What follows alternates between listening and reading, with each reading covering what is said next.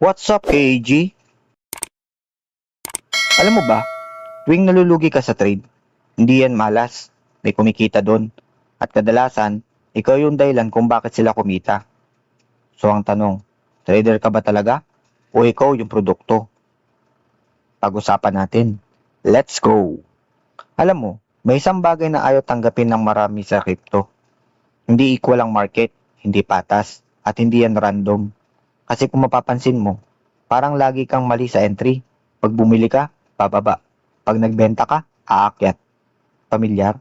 Hindi yan coincidence. Ginagamit ka. Ano ba talaga ang liquidity? Simple lang. Ang liquidity, yan yung mga order sa market. Buy orders, sell orders, stop loss, liquidation level. At guess what? Yan yung target. Hindi ikaw personally, pero yung behavior mo. Nag-buy ka kasi nag-breakout na. Naglagay ka ng stop loss sa ilalim. Guess what? Doon pupunta ang presyo. Hindi dahil kilala ka ng market, kundi dahil predictable ka. Paano ka nagiging liquidity? Ito yung masakit. Kasi dito, makikita kung gaano ka ka-exploitable. Una, FOMO entry. Pag nakita mong tumataas, bigla kang papasok, late ka na. At ikaw yung binibilhan ng mga nauna. Ikaw yung exit nila. Real talk, hindi ka nag-invest, ikaw yung naging buyer ng profit nila. Tight stop loss, disiplina, daw. Oo. Pero kung pare-pareho kayo ng stop loss, guess what? Isang week lang, tanggal lahat. Yun yung tinatawag na stop hunt. Hindi conspiracy, liquidity grab lang. Over leverage, ito pinakabrutal. Gumamit ka ng leverage, konting galaw lang, liquidated ka na. At saan napupunta yung pera mo? Sa counterpart ng trade mo.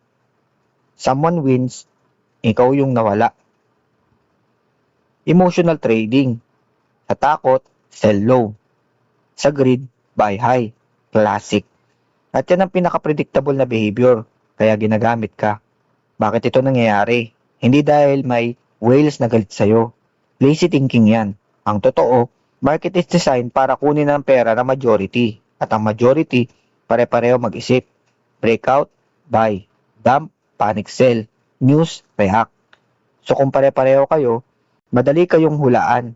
At kung madali kayong hulaan, madali kayong kunan ng pera. Imagine mo to, may resistance sa 100. Lahat nag-aabang ng breakout. Pag nabasag, buy. So anong gagawin ng smart money? Aakyat sa 101. Lahat papasok. Tapos biglang drop. Stop loss hit, liquidated. At sila, nakabenta sa taas, nakabili ulit sa baba. Double win. Ikaw, double loss.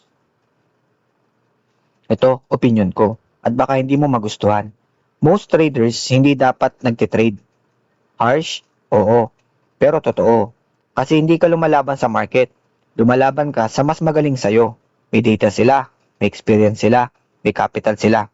Ikaw, emosyon, YouTube knowledge, at hope. Anong mga strength and weaknesses nito?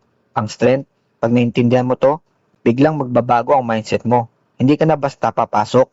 Mag-iisip ka na. Saan ako magiging liquidity nito? Yan ang edge.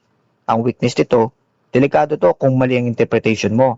Baka isipin mo, lahat manipulation. Tapos di ka na magti-trade. Or worse, mag-overcomplicate ka. Ang totoo, simple lang ang market. Pero hindi madali. Kaya-recommend ko pa to? Oo. Pero hindi para maging smart trader ka agad, kundi para maging aware ka. Awareness muna, bago strategy. Kung hindi mo alam paano ka lokohin, di mo rin alam kung paano ka iiwas. Kung baguhan ka, ito yung dapat mong tandaan. Hindi ka nalulugi dahil malas ka. Nalulugi ka dahil pareho ka ng ginagawa sa majority. Huli ka palagi sa galaw. Emosyon ang basehan mo.